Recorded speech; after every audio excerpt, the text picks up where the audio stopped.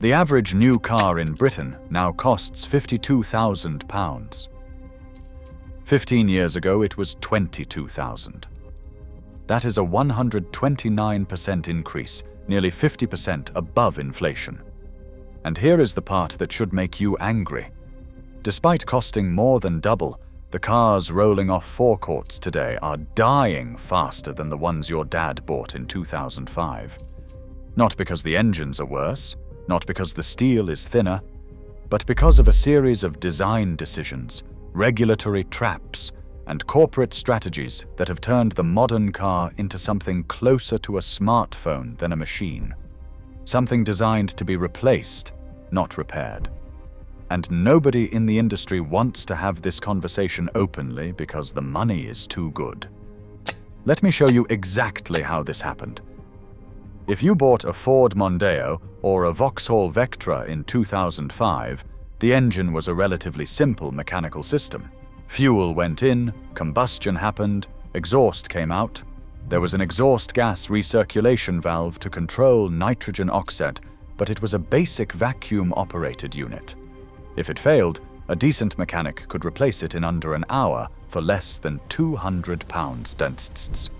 The rest of the engine was built around components that could be individually serviced. Timing belts, water pumps, alternators, all accessible, all replaceable at reasonable cost. But then, Euro 5 emissions regulations arrived in 2009. Everything changed. Suddenly, every diesel car in Britain was required to carry a diesel particulate filter. This filter sits in the exhaust system and traps soot particles. In theory, it cleans itself through a process called regeneration, where the exhaust heats up enough to burn the soot off. In practice, that only works if you drive at sustained speed for long enough. And what does the average British driver do? Short trips, school runs, stop-start commutes, city crawling. Exactly the conditions that prevent regeneration from ever completing. When the filter clogs, and it will, the warning light appears. Ignore it, and the engine goes into limp mode. Leave it longer, and the back pressure starts damaging the turbocharger. Leave it longer still, and you are looking at complete engine failure. Replacing that filter on most modern diesels runs between £1,000 and £3,500. On a 10-year-old car worth £4,000, that is a death sentence. The car gets scrapped not because the engine failed, but because an emissions component that was mandated by regulation made the repair uneconomical. And the particulate filter does not operate alone. It works alongside the exhaust gas recirculation valve, which feeds exhaust back into the intake manifold. Over time, carbon sludge builds up inside the valve, the cooler, and the intake ports. This causes rough idling, power loss, and in severe cases, coolant leaking into the cylinders, which can destroy the engine entirely. Replacing that recirculation valve costs between £400 and £800. But here is the trap. A failing recirculation valve increases soot production, which overloads the particulate filter, which triggers limp mode, which leads to turbo damage. One component fails, and it cascades through 3 others. Mechanics describe it as a domino chain that did not exist before 2009. A 2005 diesel did not have this chain. If the recirculation valve went, you replaced it. The rest of the engine carried on. There was no interconnected web of emissions hardware waiting to drag everything else down with it. But emission systems are only half the problem. The real shift happened when car manufacturers started borrowing from the tech industry playbook. Modern cars now run on software, not just the infotainment screen. The engine management, the braking system, the transmission, the stability control, the parking sensors, the lane assist, and the adaptive cruise. All of it is managed by electronic control units linked together on a vehicle-wide data network. In some modern vehicles, there are over 100 of these units communicating constantly. And here is where it gets ugly. Many of these units are sealed. They cannot be repaired. If one fails, you replace the entire module.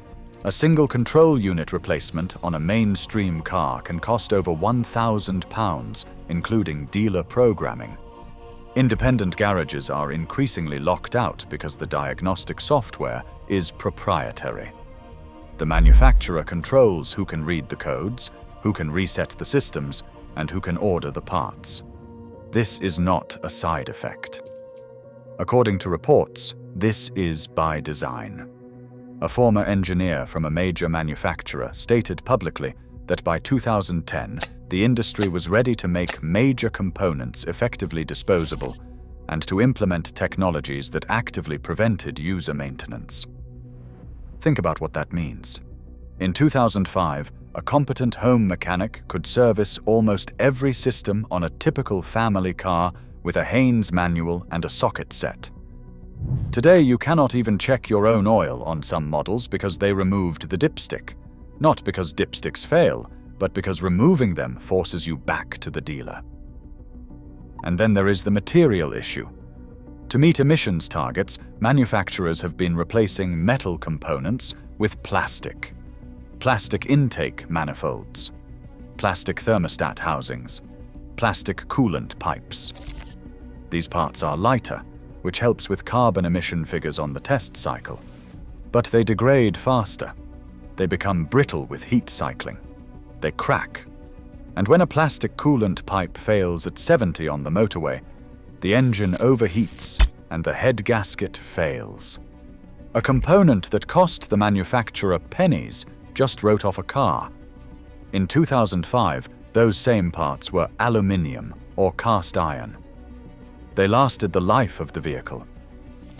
And if all of that was not enough, there is another cost nobody warns you about until the bill arrives.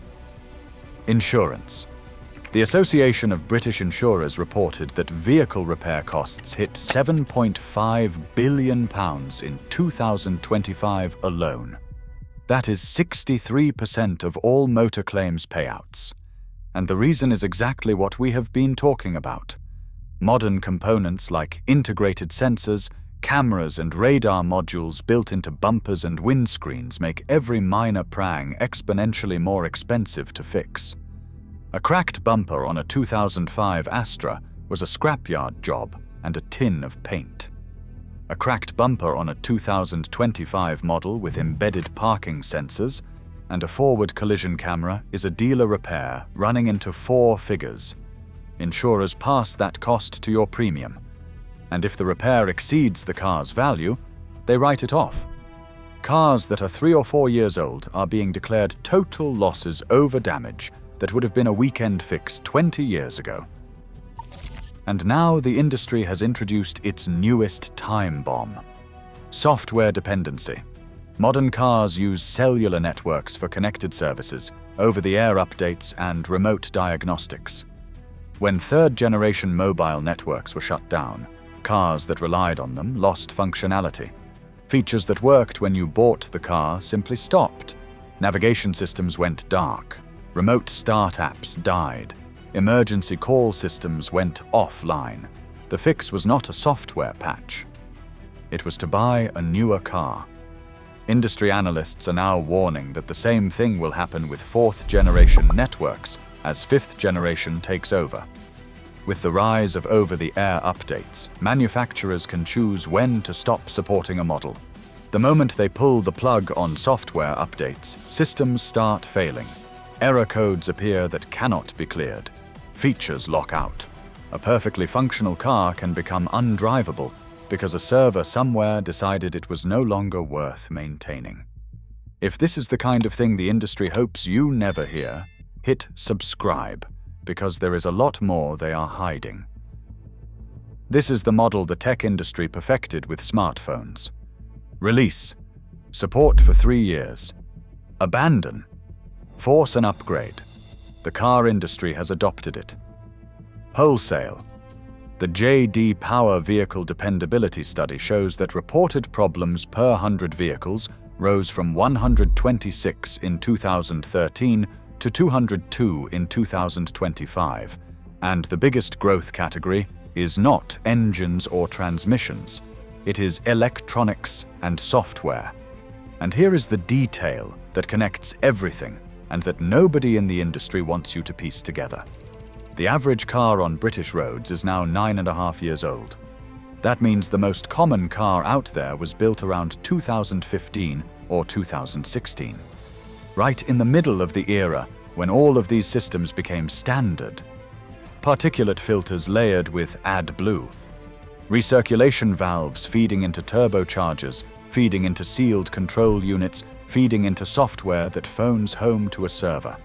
Every single one of those cars is now entering the age window where these components start failing in sequence, not one at a time, in chains. And here is what makes it worse. In 2019, there were 4.8 million cars in the 3 to 5 year old bracket in Britain. By 2024, that number had collapsed 37% to 3 million. The pandemic wiped out 2 years of new car production. Those cars were never built, which means the used market that normally absorbs people priced out of new cars is thinner than it has ever been. So the question is not whether this wave is coming. It is already here. Garages across Britain are stacking up with cars that are 6, 7, 8 years old, written off not because the engine died, but because a sensor triggered a cascade that made the repair worth more than the vehicle. And every year, the threshold drops. The cars get more complex. The repairs get more expensive. The independent garages get locked out, and the window of vehicles that a normal person can actually maintain keeps shrinking. There is a generation of cars on British roads right now, built between roughly 2005 and 2012. That might be the last generation anyone can realistically own for 20 years. Simple enough to fix, tough enough to last, cheap enough to keep. And right now, most people are still trading them in for something newer, shinier, and engineered to die on schedule. 10 years from now, those are the cars people will be fighting over.